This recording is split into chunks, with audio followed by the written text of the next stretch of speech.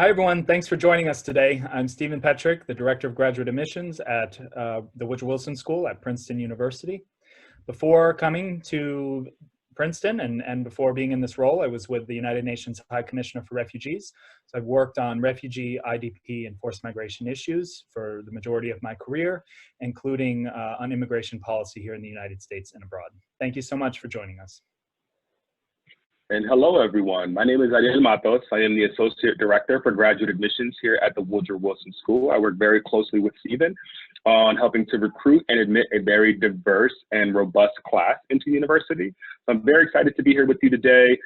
Just a little bit about my background. I have a lot of experience recruiting undergraduate students and graduate students, specifically who come from an underrepresented background. So that is a passion that I have, a professional passion that I have. And also a little bit more about myself. My parents had immigrated into this country from the Dominican Republic. At this point, they have become full citizens here in America. But I understand a lot of the challenges and some of the frustrations of being a student who is undocumented. I certainly have a heart and a passion for that community. And I'm looking forward and very happy to help any and every student who might have additional questions regarding the application process into graduate school. So welcome to this chat. We hope we can answer all of your questions. And if not, we certainly look forward to hearing from you all. Great, great.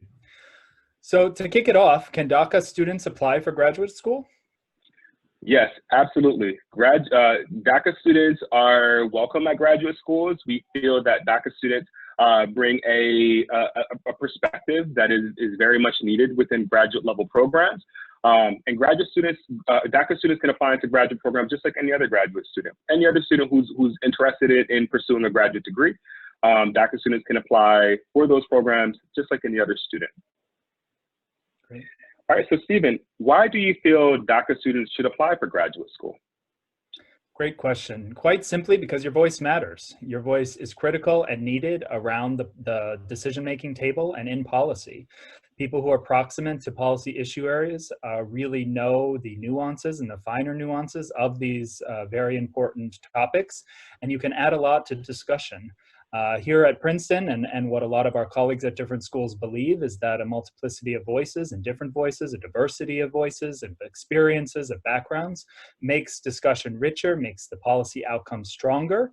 And because of that, we welcome you to apply and seek a place in our community. Excellent, Stephen. Thank you. Can you talk a little bit about the application process for DACA students? Yeah, so applying to graduate school can be confusing for anybody, particularly people who don't have networks or communication with individuals who've gone through it before. So I'm actually an alum of our mid-career program here at Princeton, and I didn't know a single person before coming to Princeton. That's okay. There are other people who come to policy schools and to graduate school who know many people who have gone through the process before. Part of what we're here to do today is to demystify the process a little bit and help you. I think a great first step is that you are here on this webinar seeking information and engaging with APSIA. APSIA is an excellent organization. They do excellent work, and their website is going to be a great tool for understanding the landscape of graduate programs in international affairs. So we are one of them. There are many others who offer different programmings of different lengths based in different parts of the US and the world. And I would encourage you to really take some time to look through the APSIA website. But generally, the process for applying to graduate school is one you should think about over a bit of time. Take some time to understand what are the dates and deadlines for each program, because you'll have to put together some materials. Most programs require essays, letters of recommendation, as well as resumes or CVs. And you want to make sure that those are well thought through and you take some time to edit them and put them together. So the APSIA website is a great first point of contact. Follow through the various different programs. Princeton's Woodrow Wilson School is one. There are a number of others on the APSIA website. And just go through their website to see what programs are they offering. Are they offering part-time programs, full-time programs, one-year programs, two-year programs? Do they offer a PhD? And try to see where there's alignment between your areas of interest, your areas of expertise, your background, and what that school offers. feel free to reach out then to the school. The admissions office is a great point of contact. They'll have a number of resources. They may be able to link you with faculty or alum who can help answer your questions. Many schools in times where we're not dealing with the global impacts of the coronavirus will invite students to campus to experience what the community is like. For now, a lot of it is being done virtually, like this session today. So there's still a lot of interest from schools and institutions to provide information to students and seek it, because that will help you be informed and go through the process from a stronger position. So one thing that is required from a number of schools is the graduate records exam. Not all schools require it, and this is one thing that you may want to look through in your process of deciding which graduate school is appropriate for you. But Ariel, can DACA students take the GRE? Sure, that is an excellent question. So the graduate record examination, or the GRE for short, is a standardized test that many graduate schools will require. At the Woodrow Wilson School, we do require the students take the GRE. However, there are certainly other graduate schools that do not require the GRE. So as Stephen mentioned, it's important to do research on the application requirements for each of your respective schools that you're currently considering to determine if you have to take the GRE, and also by when you would have to take that exam. Now, we understand that in order to take the GRE, there may be some complications for DACA students, specifically around the need for them to have a form of government-issued ID. Now, we understand that some DACA students may not have one currently, nor may have access to them. However, you are, in some cases, you are still able to take the GRE. We would encourage you to reach out to ETS's Office of Testing Integrity. They are a specific division of the Educational Testing Service, ETS, that will make certain accommodations for students who may not have the proper documentation in order to be able to take the GRE. All right, so it is imperative that you reach out to this Office of Testing Integrity a minimum of 7 days prior to your testing date to try to go ahead and make those accommodations. Again, if a school requires that you take the GRE, you have to take the GRE. Do not let that be a reason why you do not apply for that institution if your heart is particularly set there. Make sure that you're reaching out to this Office of Testing Integrity to get those accommodations in place so that you can certainly sit and take the GRE when you are appointed to do so. So yes, DACA students can certainly take the GRE. So Stephen, as a follow-up question to that, why do you feel it is important for DACA students to consider graduate programs in public policy and international affairs? Yeah, great question. I mean, really building a little bit more on the question from before in terms of why should you apply? Because your voice matters. You know, these are really important policy areas that are going to define the next number of years, and it's going to define your generation, and have a seat at the table. You know, in the same way that the surest way not to have the experience or to get accepted to a policy school is not to apply. The surest way to make sure your voice isn't heard, or to make sure that a policy goes in a way that you don't believe it should, is to not be at the table.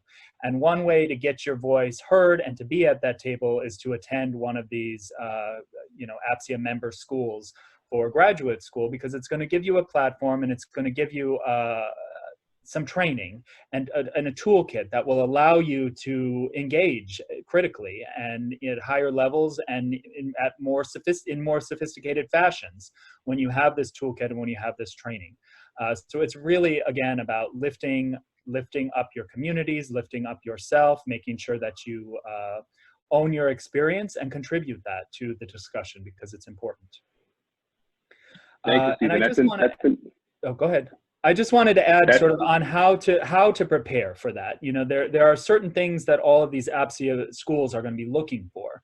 And, you know, here at the Woodrow Wilson School in our 2-year program, the Master in Public Affairs, it's incredibly quantitative. We view that program as giving all of our students a toolkit to then go out and apply in whatever policy area that they want to work in. And so it's quantitatively rigorous. We're looking for some kind of baseline quantitative foundation. Many schools are in that boat. And so what we try to advise is for students in your undergraduate courses to try to take some econ, to try to take some statistics, maybe focus a little bit in the political science areas on some of those types of courses. However, what you are going to find is that most schools don't have any prescribed major that you must have. They're just going to be looking for certain types of coursework. That can be this quantitative ability or capacity can be demonstrated in a variety of ways. One way is through coursework. One way is through the GRE. Some people demonstrate it through the work that they're doing. If they're, working at particular organizations and running randomized controlled trials, for instance, that indicates a level of engagement and fluency with some of the concepts that these types of programs are going to be looking for. So kind of a word of caution is the APSIA schools don't have cutoffs or quotas as such. So really people are looking at applications holistically and individually. So tell your story in a way that only you can. Be truthful, be authentic, share your experiences, share your challenges. If you had to withdraw for a semester from undergrad because you had to work or take care of a family, that's okay. Just explain it. Because a lot of times if there's a gap or there's something that doesn't quite make sense, admissions officers will fill that in a way that isn't advantageous to the individual. So do your best to just fill in any gaps, help us understand challenges, obstacles, things that don't quite make sense, why you made this choice, why you went that way. And we really look forward to learning about you and hearing your story. So on that, I think a lot of people are thinking about or concerned about, how do I pay for graduate school? And so can DACA students apply for financial aid? Sure. So I'm very happy to answer that question. Prior to joining Princeton, I had accrued a lot of experience working within the Department of Financial Aid, specifically here in the state of New Jersey. I presented workshops on how to successfully complete the FAFSA. So through my experience, I feel like it is unfortunate that DACA students are ineligible for any federal financial aid programs. That means student grants as an undergraduate student, or programs that offer financial opportunities for students. DACA students, unfortunately, are unable to, they're ineligible for those programs. So for graduate school, in terms of applying for student loans, a lot of that still rings true for graduate programs. However, there are some private student loans that students can certainly apply for. Also, it is very important for you to reach out to the respective institutions in which you are applying. Because the reality is that there are some institutions, such as the Woodrow Wilson School, where we offer full funding for all of our graduate students. So regardless if you are a citizen, if you're undocumented, regardless where in the world you may come from, if you are admitted into a graduate program at Princeton, you will receive full graduate funding. Unfortunately, not every school can say the same thing. So as a student, it is very important for you to do that research, to try to get a better understanding as to the financial opportunities that each respective institution will offer, how to become available, and how to access those sources of financial aid will be critical for you to consider as you're applying into these graduate programs. So again, you can certainly look into private sources for student loans or other sources of student funding. But again, unfortunately, at this present time, there is no federal funding available for DACA students applying into graduate schools. So make sure that you're doing that research. Yeah.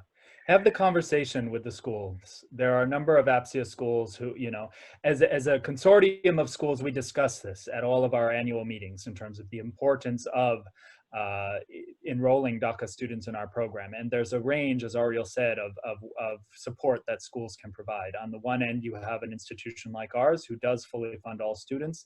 And there are other institutions who have pockets of money. And so really by having that conversation, by engaging with the school, you'll learn about what types of financial resources they have available.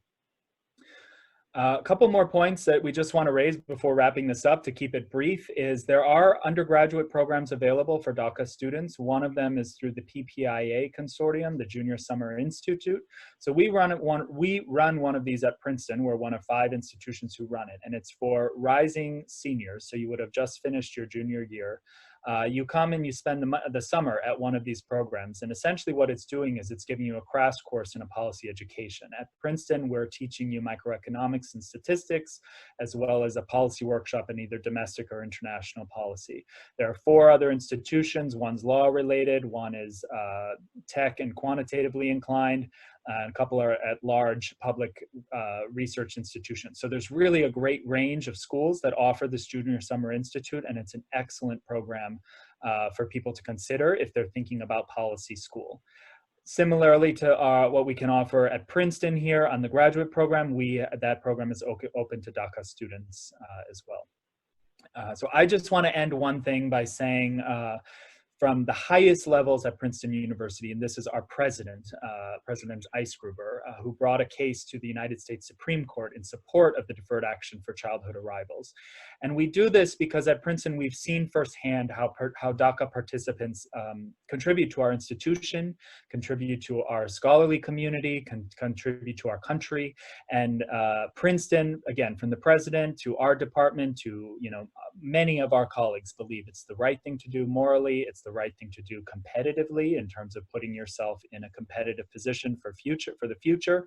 And so just want to end on that high note that there's a lot of support. I know things can feel hard, especially at certain moments, or things can feel, paths can feel unclear. But sometimes, well, not sometimes, often, I found this with most of our students, success is not a linear path, forward. There might be a step forward, 2 steps back, a side lateral, whatever, but just keep going. Keep attending things like this, try to find out information, engage with people. There's a lot of support available within the APSIA community for conversation and for engagement to help you understand this.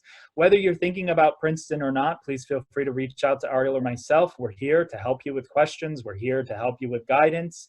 And the final thing that I'll say is just thanks again for joining us. Really appreciate your time. Wish you all the best. And if you do choose to apply to graduate school, good luck. Excellent. We strongly encourage you to consider graduate school. Your voice matters, and your voice is critically needed. So again, if you have any questions, reach out to us, let us know, reach out to your representative at APSIA. We want to see you where we are. We want to see you in our respective institutions. So wishing you all the best. Thank you all so much. And looking forward to hearing from some of you, if not all of you, very soon. Take care. Bye.